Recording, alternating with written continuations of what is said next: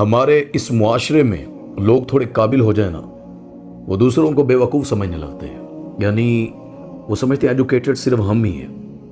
وہ دولت کما جائے نا تو ان کو لگتا ہے کہ زندگی جینا صرف انہی کو آتا ہے.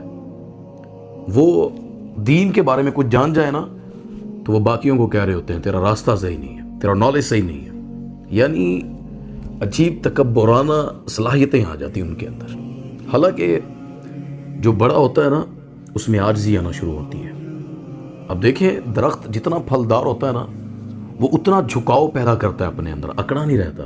سوکھی لکڑیاں ٹہنیاں وہ ایسے اکڑی رہتی ہیں، ان پر پھل نہیں لگتا ہے. جب آپ علم والے ہوں، دولت والے ہوں، جب آپ معاشرے میں کچھ حاصل کر چکے، اللہ نے آپ کو اس سٹیج پر لا کر کھڑا کر دیا ہے.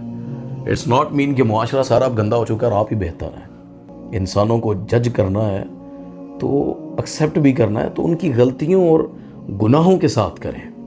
یعنی آپ سمجھتے ہیں کہ مجھے بنا بنایا اب جو مجھے ملے وہ پرفیکٹ ہو، جو مجھے سامنے آ کر بیٹھے اب اس کا وہ لیول بھی وہ ہو.